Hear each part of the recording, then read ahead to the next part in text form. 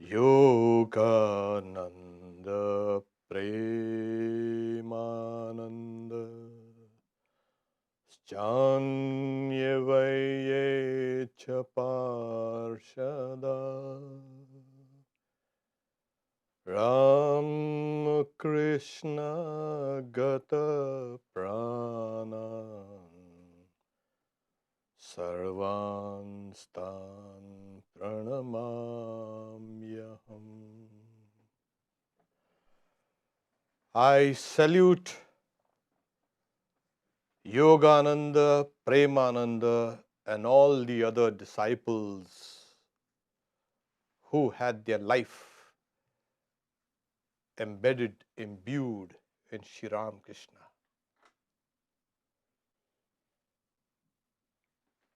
Swami Premananda, a special soul.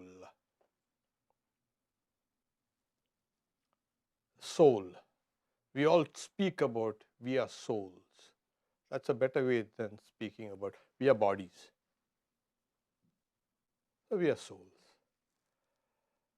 But this soul is so enmeshed with the body and the mind. It thinks it is the body and mind. But at least intellectually, we must be able to separate ourselves from the souls. And as we know, the soul has been described as immortal, imperishable. But we don't feel that immortality and imperishability. And it's one of the reasons why a lot of literature and poetry and this and that is way off the mark, trying to explain the world with its great philosophies, etc., and great insights. Way off the mark. Once you bring in the concept of the soul, you have to bring in the concept of reincarnation. Is it absolutely necessary? Well, for one, it can explain the diversity that is found, the talents, the phobias, the weaknesses, the strengths. Everything stands explained. It's not absolutely necessary to, yes, there is something called the reincarnation of the souls. Yeah, but if you have tremendous energy to do away with this concept of the body is perishable and the soul is imperishable, then you've had it. So it's one of the reasons why we find it makes a lot of sense. And why? There is something called the doctrine of karma. And we see it operating in our day-to-day lives. We do certain things and we get results. It's obvious. Stretch that doctrine of karma to its proper limits, and then it knows, can tell you, yes, reincarnation is a fundamental concept in this doctrine of karma. So things become a little more clear when you bring in this.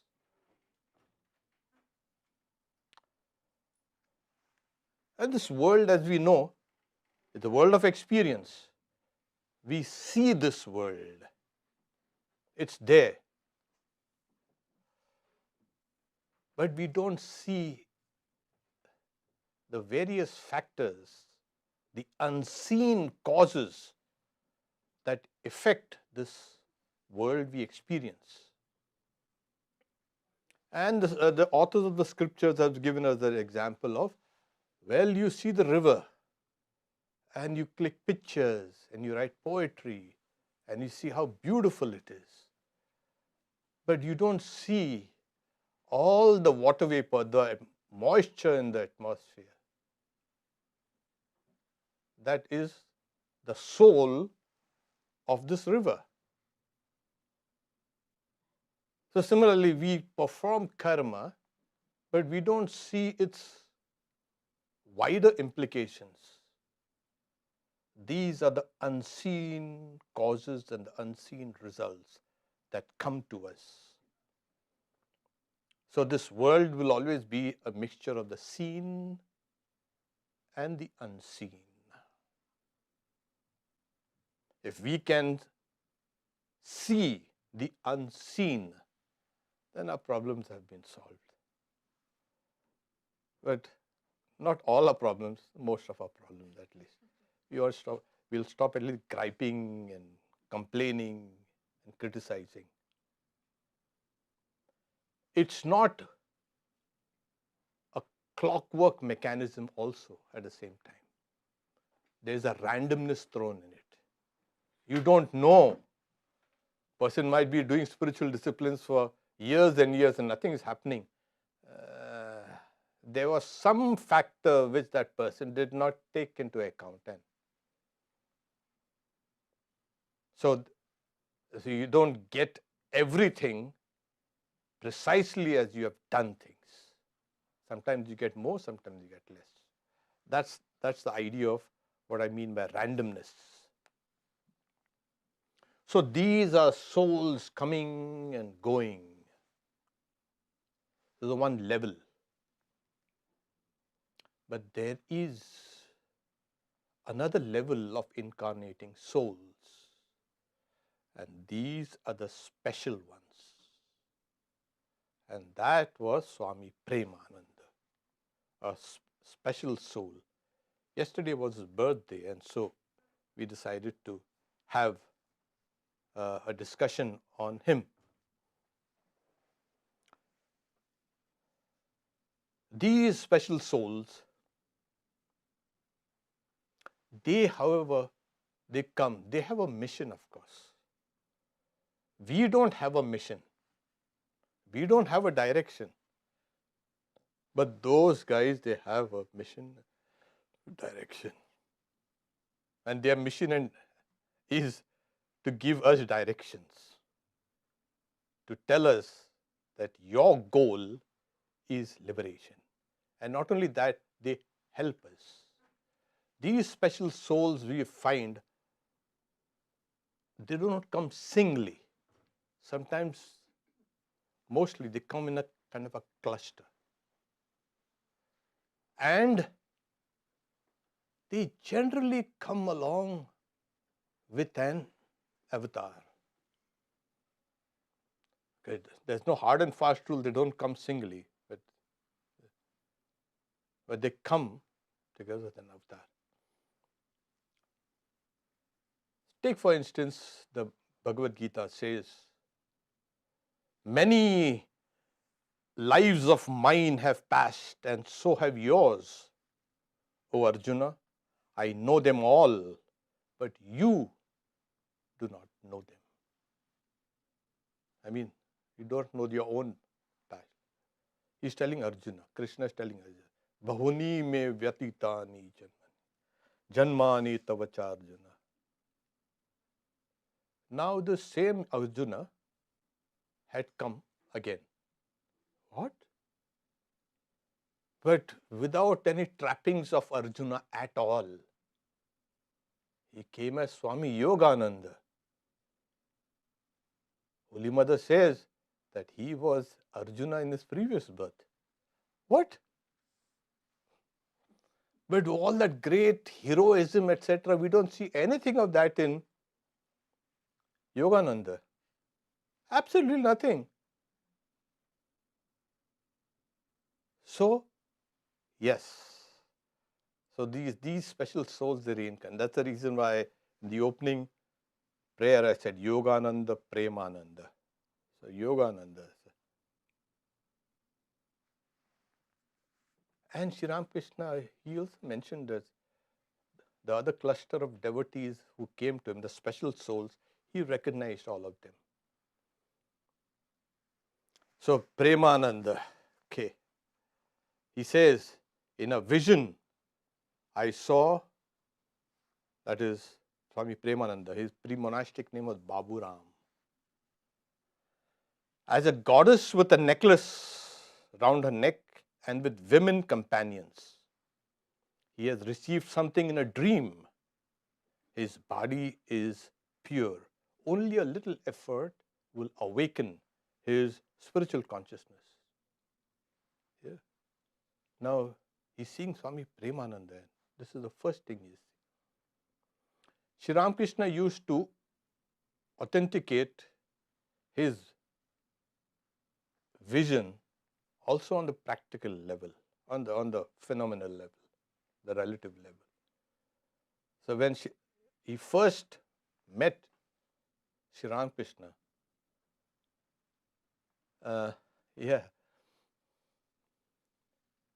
Swami Brahmananda Rakhal and Premananda, they were both classmates, studying in the same school, classmates. It's very strange. They came together to Sri Ramakrishna. And it was late dusk when came. Sri Ramakrishna saw him and he scrutinized his features, his limbs, including his feet. And then he took his forearm and weighed it. And he was pleased. Good.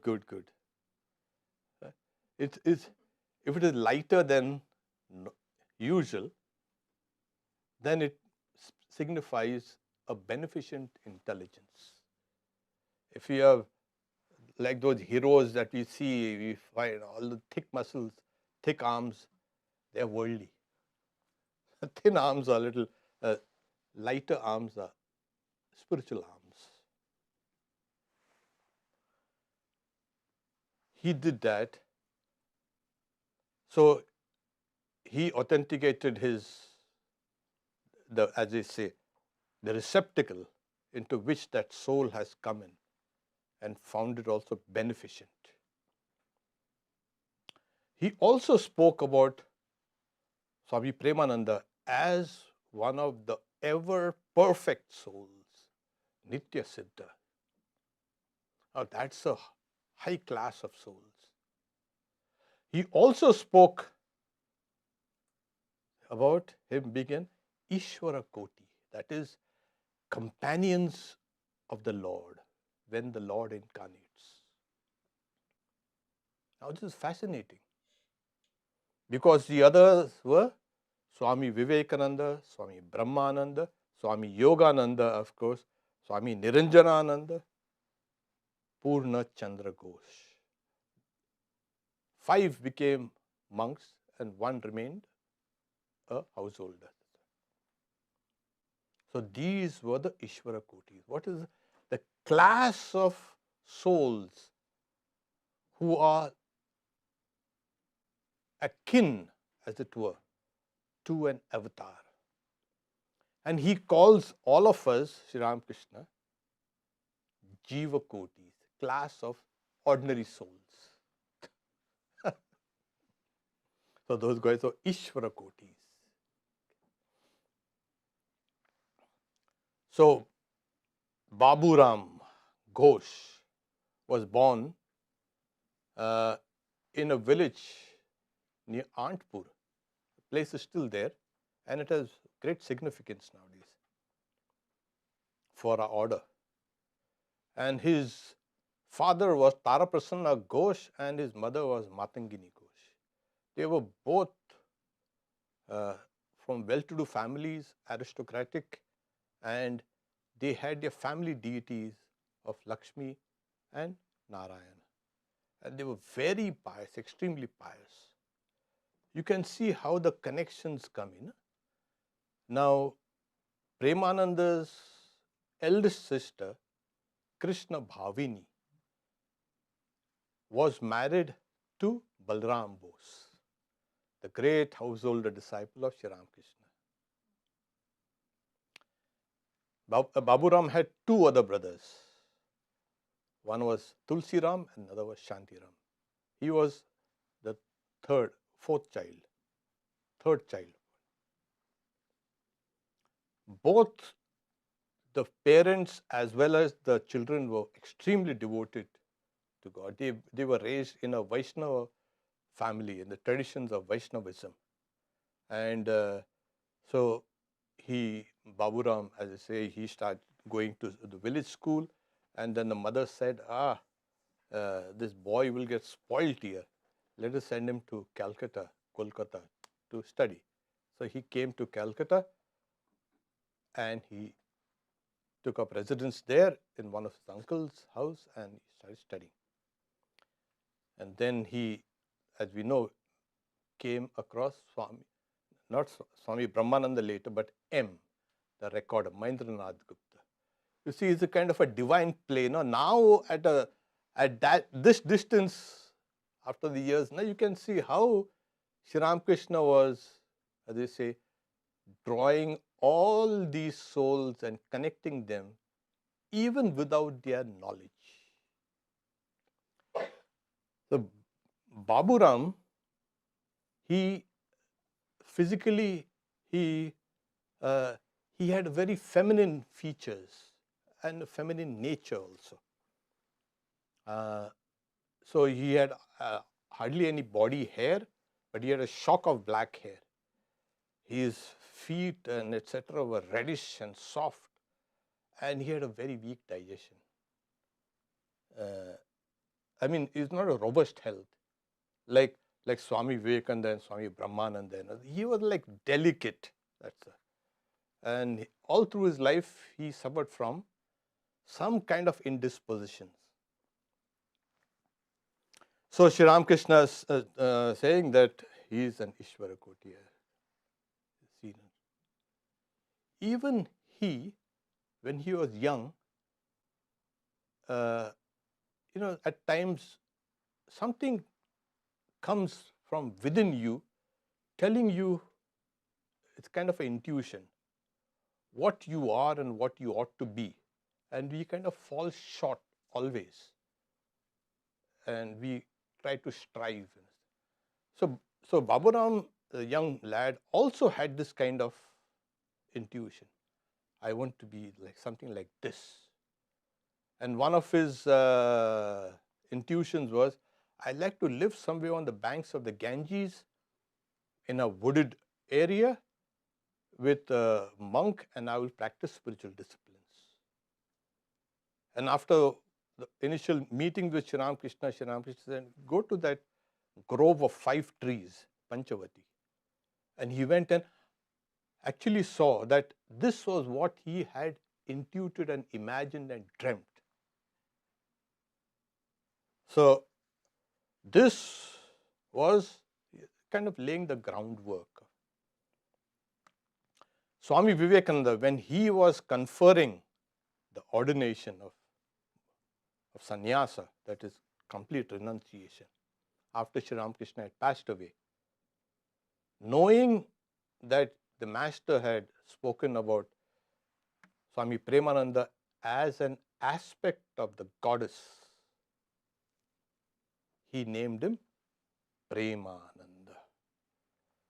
So the authors in the book say that he was a partial incarnation of Radha.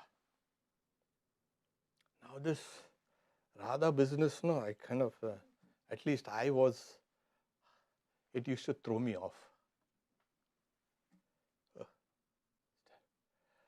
But and this is what happens. On first glance, on second glance, third glance, also all this dancing and this music and all this kind of. But it's very symbolic. And once I understood the symbolism, I said, whoa, this is really deep. So he was the aspect of Radha. We were a little more kind of intellectually oriented towards it. There's only one mention of Radha in the Bhagavatam, Radhyate indirectly.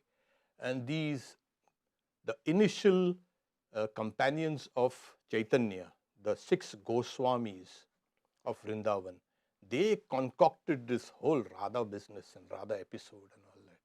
I was under that impression. Till I started reading Sri Ramakrishna and his works, and then I say, hey, nothing is concocted here, looks like. Because Sri Ramakrishna says, I saw him as an aspect of Radha. So this, the ever perfect Nitya Siddha and Ishvara Kotis, these are the class of souls, the God-like souls, that's a better way. God-like souls. They have one mission, is to awaken the spirituality in ordinary souls like us.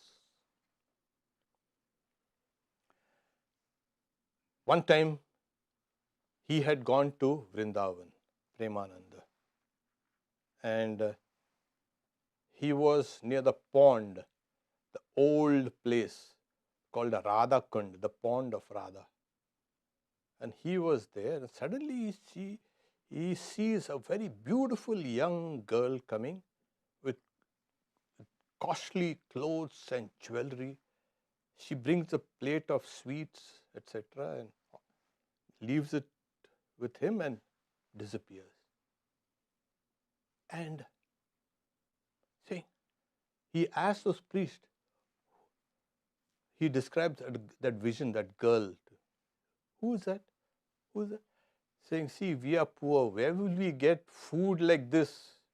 And how do we get clothes and jewelry like this? It's just impossible. Didn't you recognize her? She was Radha. So his spirit form appeared to him and showed him. And then, like a madman, he is going around calling out to her, where are you? Like, Pyari ji, reveal yourself to me again. Again, the other brother disciples also knew his real nature. And they didn't want to remind him of it. Because if you are reminded constantly of your divine nature, you will leave your body.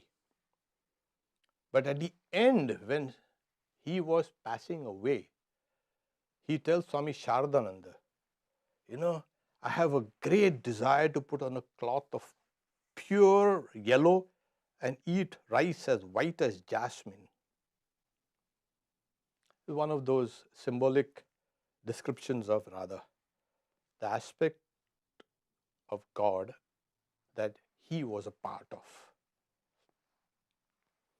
So here we are seeing his spiritual, you can say, antecedents.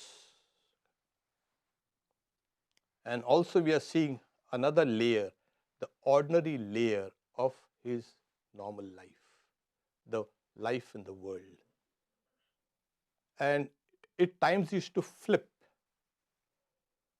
He himself says that, Sri Ramakrishna says, he is pure to the very marrow of his bones. He himself says that when he used to hold, his job was to take care of Sri Ramakrishna, especially when he was in Samadhi. Because it was found that in the state of Samadhi, if anyone with any kind of,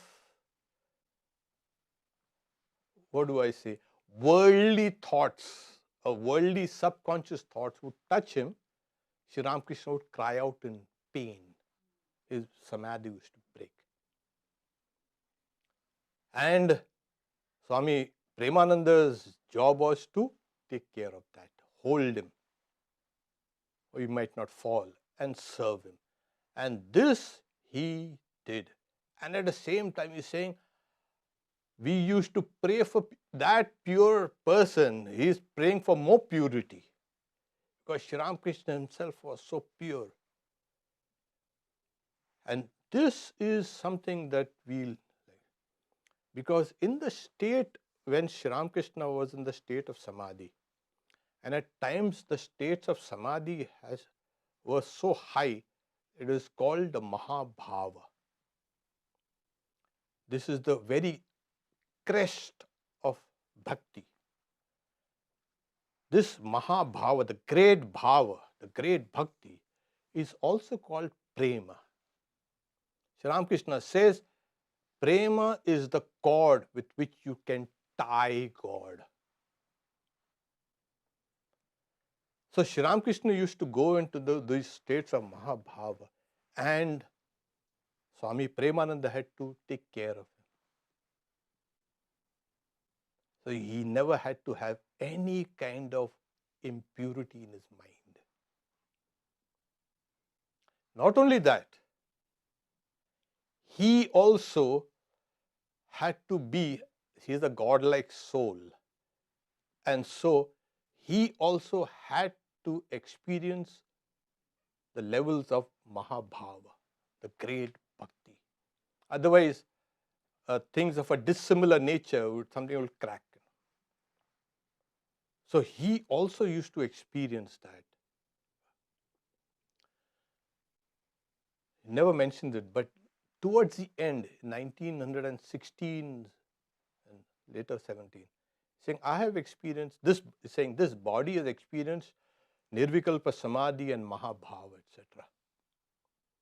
So we think we only Sri Ramakrishna had given Swami Vivekananda Nirvikalpa and Brahmananda and all that. So you can see this level where he could take care of Sri Ramakrishna and serve him.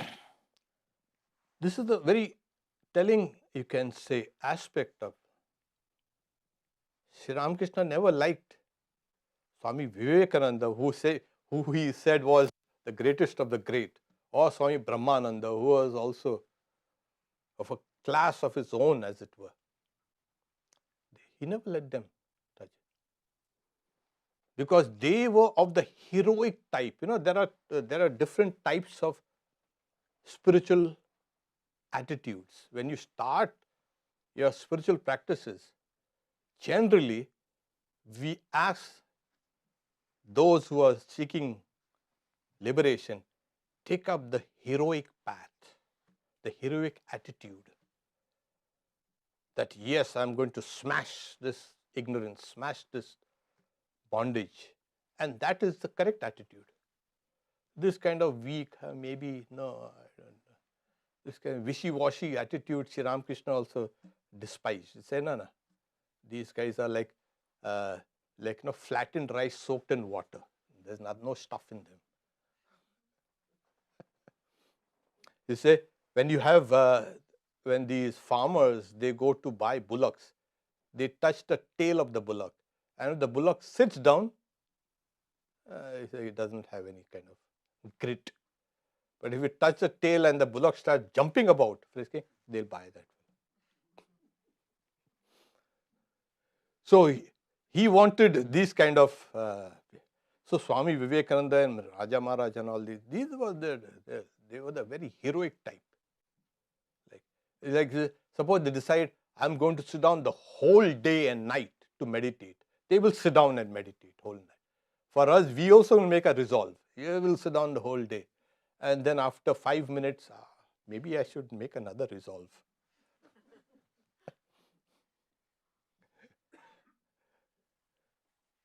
Swami Premananda, he wasn't. So Sri Ramakrishna, in that state of Mahabhava, in that state of ecstasy, he had to have somebody like Swami Premananda to take care of him. Because once he broke his arm, he fell down in the state of ecstasy and dislocated his elbow, cracked his elbow. So Sri Ramakrishna is saying he is pure to the very marrow of his body, and that is why he wanted. So he tells, Sri Ramakrishna tells his mother, tell Baburam to come and stay with me. Saying, yeah, sure. She herself was a great devotee of Sri Ramakrishna. He's saying, but does anybody give their sons to you? without getting something in return. See that I do not see the bereavements of my children. That is, she will not have children, her children, who will pass away before her. As you said, Swami Premananda was kind of a little of a feminine nature. And Sri Ramakrishna also said, he is like a casket of jewels. And in the scriptures, the playmates of Krishna are also called gopis, are also mentioned as casket of jewels. So all these things are being linked one after another. The essence of Radha, and one time Sri Ramakrishna, because Swami Vivekananda, he disliked all this capering and dancing and singing and this and that and jumping about.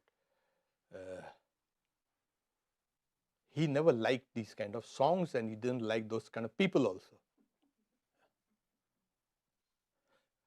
So one time, Sri Ramakrishna appeared to him. When he was in Dakshineshwar, Sri Ramakrishna, and Swami Vivekananda was in Calcutta. Sri Ramakrishna projected his subtle body out, extracted Swami Vivekananda's subtle body out, and he used to teach. You wonder what was going along with them. He used to teach. They used to communicate like that, on the subtle body level. He's saying, come, today I'm going to show you the beauty of Radha. And they were walking. He's saying, where do we need to go? He just turned and faced Swami Vivekananda. He saw not Sri Ramakrishna but Radha. He's saying she was so beautiful. The goddess was so beautiful. And he was overwhelmed. And in his life, you see, after this, you see suddenly Swami Vivekananda singing these love songs of Krishna and Radha. Sri Ramakrishna converted him. So Radha, the goddess, she is called Hladini Shakti. Now don't get this like fascinated, or you can say put off with these technical terms. Hladini Shakti is the, as I say, the bliss aspect of Krishna. The other aspect of Krishna is Samvit, that is the power of knowledge. And we have Sannidhini, the power of existence. It's like saying the Sat and Chit and Ananda, existence, consciousness, bliss of the Vedanta, but they use a different terminology. So Krishna has these three powers, they are essential powers within him. The power of existence, the power of knowledge, and the power of bliss. Radha represented the power of bliss, Prema.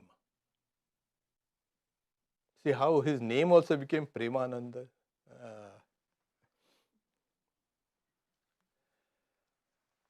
Sri Ramakrishna also used to call him Daradi, the companion of my soul. And you can see how, if these souls were not of the same nature, then Sri Ramakrishna wouldn't have been. In general depictions of Krishna and Radha, you find both of them like a conjoined images. Krishna and Radha. I used to get, the whole thing is a kind of a dance and play and song.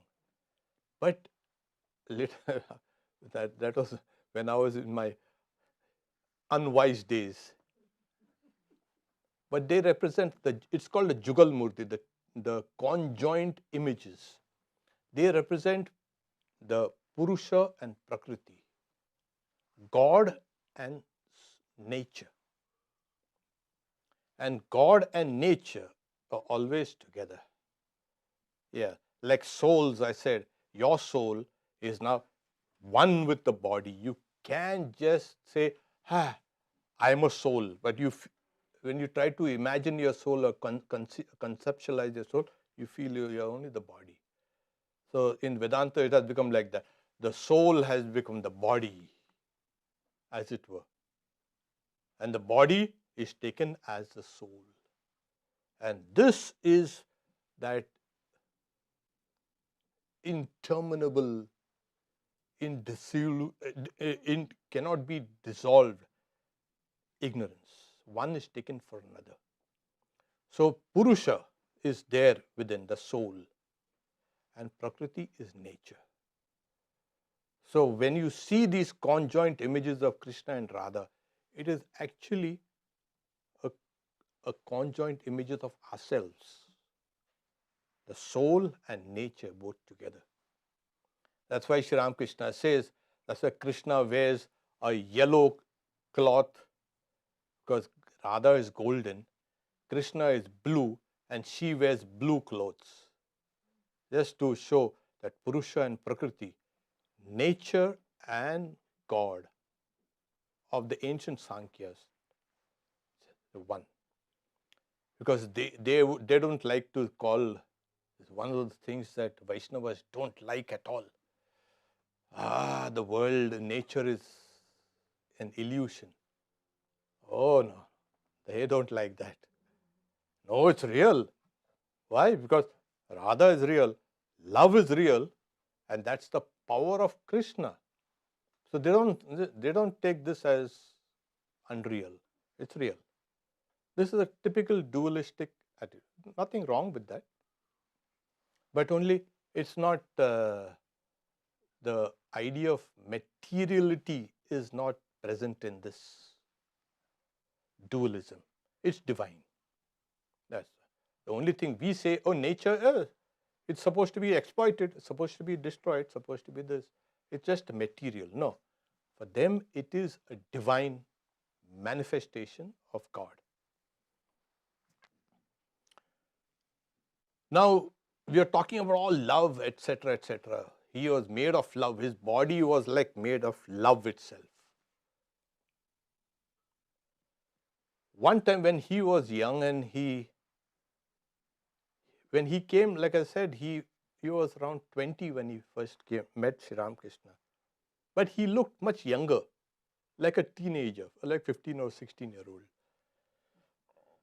And looking at Sri Ramakrishna, he's getting his first acquaintance with him.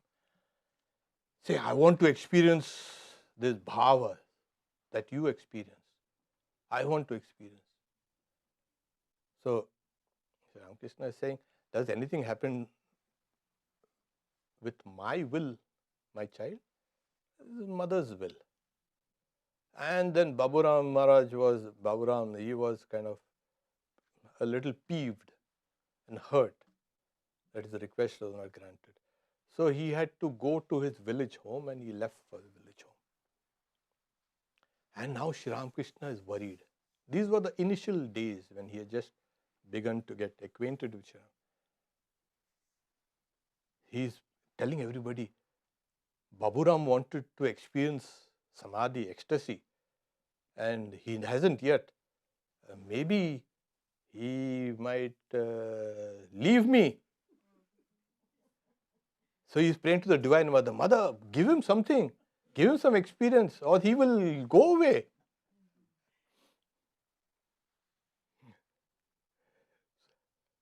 So the Divine Mother, Kali, she said, Baburam will not have bhava, not samadhi. He will have jnana, knowledge. So it's very fascinating because love, the path of love, the devotions, the goal, etc., is completely different from jnana. Only in the final stages where the love and knowledge becomes one. And it is important to know that he would get knowledge, jnana. He already had love, prema. And you see in his life, there was very little expression of that great Mahabhava love, because it was tempered always with jnana, knowledge. Maybe that was the plan, to hold that massive upsurge of love and contain it. So then he was very pleased. Oh, all right, okay. He told the Divine Mother, oh, all right, fine. So he was, as I say, a casket of jewels. He was born, as I say, in 1861, December 10, 1861. So he was a couple of years older than Swami Vivekananda and Swami Premananda, etc. That's why they used to call him Baburam, the elder brother Baburam. But he looked much younger than all of them. And he passed away on July 30th, 1918 he was around 57 years. Now, he was made to look after Belur Math, the monastery, the main monastery. And he had a few things: performing Sri Ramakrishna's worship, puja, and everything connected with the puja, helping young students, boys and women also, in forming character, serving all devotees, whoever visited the monastery, speaking to all about Sri Ramakrishna, and arranging celebrations in the monastery and also out. He was extremely busy throughout the day. Extremely busy. When he used to speak of Sri Ramakrishna, he used to go into kind of ecstasy and get inspired, and he used to inspire everyone around him. But he was practical also, and a very hard taskmaster.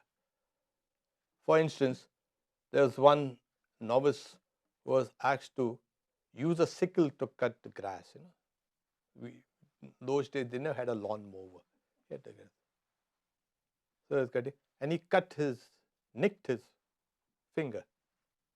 And he went to Swami Premananda thinking that he'll get a little sympathy, because he is all love.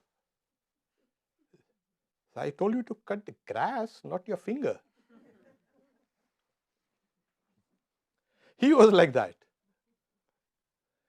And anyone backsliding or anyone not meeting up his standards, they think, go to the office, take that money, enough money to cross over the Ganges by a boat, and you go away. You better leave the monastery. He was so strict.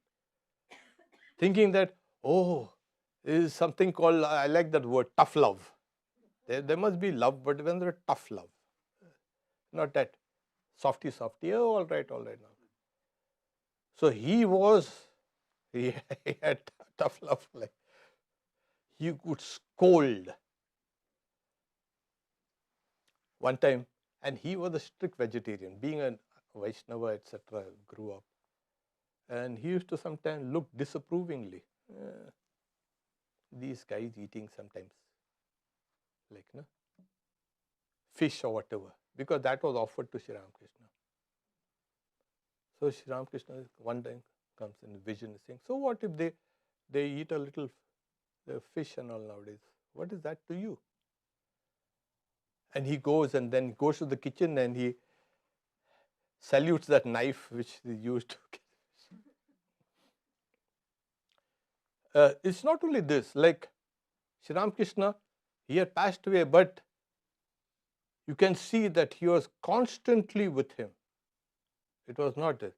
So one time, Sri Ramakrishna appeared to him and said, Baburam, you have a nice piece of cloth, but mine are all torn. And he calls the worshipper, the pujari, is saying, just go and check if the cloth, etc., is either torn or worn or eaten by rats or whatever. And they go and check, and they find that some of that cloth which was wrapped around Sri Ramakrishna was nibbled by rats. Another time Sri Ramakrishna says, Baburam, hey, you've got 2 shirts and I have only 1. And he goes, he's like, oh my God, he gives away that 1 shirt. So, this was the level of his intimacy with God. It was on a completely different level. That Sri Ramakrishna has physically passed away, but is that physically passed away? He was a living presence, saying, clean this path because Sri Ramakrishna walks here. See that no stones hurt him. And prepare the food correctly. And then he used to say, Sri Ramakrishna is now resting, Sri Ramakrishna is now sitting down to eat. Be careful of what is served to him. So for him, he was a living presence, Sri Ramakrishna. When he passed away, and he passed away because something called Kala Azar, black fever. It was rampant in India in those days. And when he passed away, he say, Holy Mother wept. Holy Mother, she says, all the energy, love and wisdom of Belur Math were embodied in, she said, my Baburam, and walked there on the banks of the Ganges. M, the recorder of the Gospel of Sri Ramakrishna, says, Sri Ramakrishna's love aspect has disappeared. So Swami Premananda was Sri Ramakrishna's love aspect. Swami Brahmananda, he wept like a child because they knew each other since they were boys, young. He's saying the monastery has lost its mother. Now, we can see Swami Brahmananda, his pre-monastic name was Rakal, cow herd boy. And he was the playmate of Krishna in his previous incarnation. Sri Ramakrishna had a vision of Krishna dancing with another young boy on a lotus that was floating on the Ganges. And when he seen Rakal coming, he's saying he recognized him. Oh, this is the boy I've seen dancing with Krishna. So he knew his past incarnation was with Krishna as a playmate. And here we have Swami Premananda as an aspect of Radha. He is Krishna's another playmate, a higher aspect of the play. And both of them, as it were, had come together with Sri Ramakrishna. This time, that last time they had come with Krishna. And so this was the eternal play that's going on.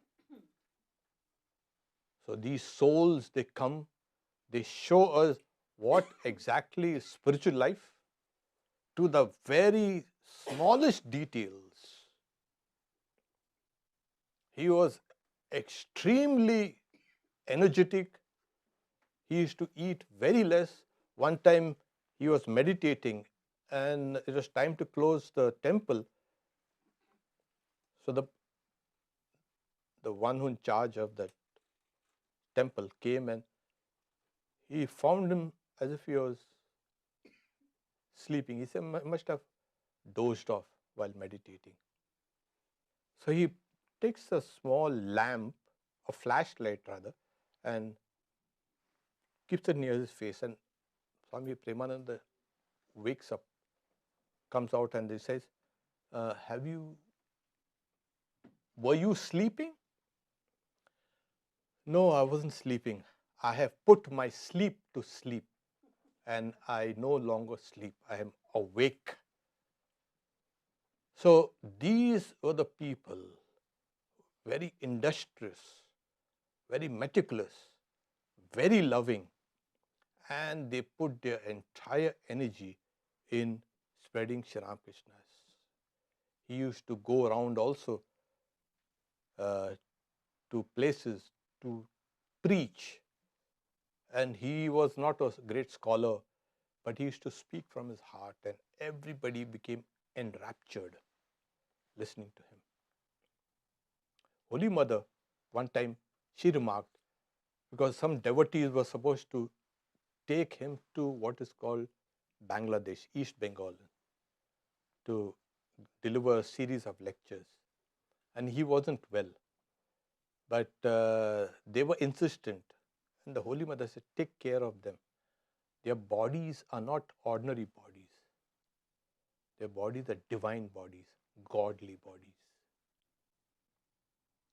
So this was, not only was their soul of a highest class of soul, but even their ordinary bodies were divine. And so the actions and thoughts and words all become divine. More than that, it was suffused with the divinity of Shri Ramakrishna and Holy Mother. That was Swami Premananda, a special soul come to awaken us, sleeping souls. Om Shanti Shanti Shanti Hari Om Tat Sat Shri Ram Krishna Arpanamastu.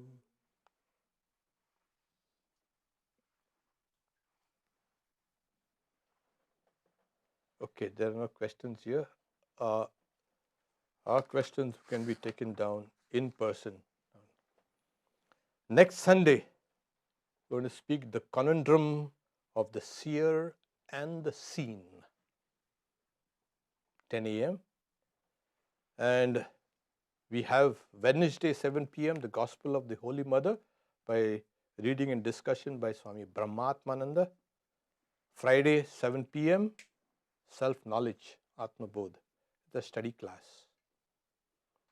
Mother's Children, of course, next Sunday, 9:50. And also we have Ram Nam at 7 p.m. The special announcement is Mother's Children. We have a Sunday school for kids here, and they are now driving to collect old and gently used clothes by December 25th, by Christmas. So if you have anything, please come. This is for the homeless and for the other NGOs that are working out there.